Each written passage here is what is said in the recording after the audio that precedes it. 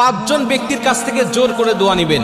যখন এই পাঁচজন ব্যক্তির সাথে আপনার সাক্ষাৎ হবে, প্রয়োজনে তাদের কাছ থেকে জোর করে দোয়া নিবেন। কিছু হাদিয়া দিয়ে হলেও তাদের কাছ থেকে দোয়া নিতে আপনি ভুলবেন না।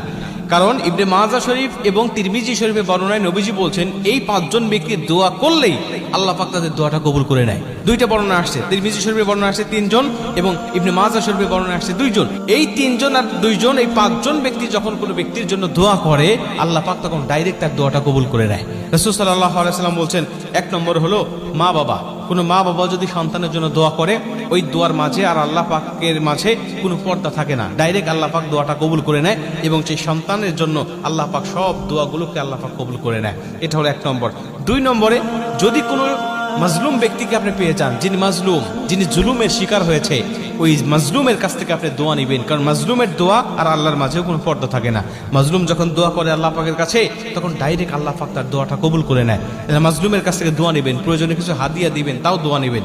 3 নম্বর হলো মুসাফির। কোনো মুসাফির ব্যক্তির দোয়া কখনো আল্লাহ পাক ফেরত দেয় না। মুসাফির যা দোয়া করে আল্লাহ পাক ঠিক সেই দোয়াটা কবুল করে নেয়। মুসাফির ব্যক্তি আল্লাহর কাছে এতই পছন্দনীয় ব্যক্তি যে আল্লাহ পাক তাদের জন্য 4 রাকাত বিশিষ্ট ফরজ নামাজগুলোকে 2 রাকাত করে দিয়েছে। তাদের যেন কষ্ট না হয়, তাদের যেন জুলুম না হয়, এজন্য আসরের নামাজ, ইশারের নামাজ, জহরের নামাজ, এই নামাজগুলো 4 রাকাত পড়তে আল্লাহ বলেন নাই, বলছে তুমি 2 রাকাত করে পড়ো। আল্লাহ পাক তাদের উপরে ইহসান করেছেন, দয়া করেছেন। অতএব এই মুসাফির ব্যক্তি যখন আল্লাহর কাছে দোয়া করে, তখন আল্লাহ পাক তাদের দোয়াটা কবুল করে নেয়। এটা হলো 3 নম্বর।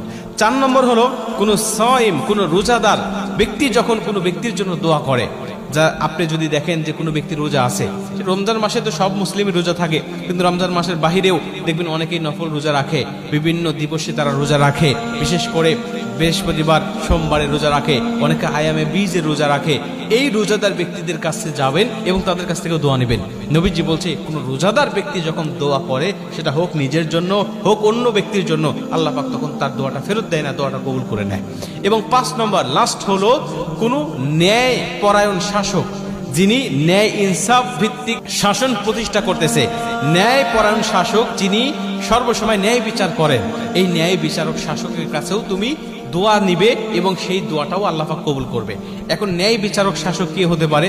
সেটা হতে পারে কোনো চেয়ারম্যান, হতে পারে কোনো এমপি, মন্ত্রী, অথবা হতে পারে কোনো সমাজপতি, যিনি বিচার আচার করেন, যার কাছে মানুষ বিচার নিয়ে যায় এবং তিনি বিচারে কোনো দুর্নীতি করেন না, 7, 5, 6, 9 তিনি করেন না। তিনি সরাসরি যেটা সত্য, সত্যকে সত্য বলে, যেটা মিথ্যা, তিনি মিথ্যাকে মিথ্যা বলে। তিনি সত্য পক্ষে যখন রায় দিবে, এমন শাসকের সন্ধান যদি কখনো আপনি পান, বুঝে নিয়েন যে ইনি আল্লাহ পাকের প্রতিনিধি, উনি আল্লাহ পাকের খাস বান্দা, আল্লাহ পাকের রহমতের বান্দা। অতএব তার কাছ থেকে আপনি দোয়া নিতে কখনো ভুলবেন না। এই 5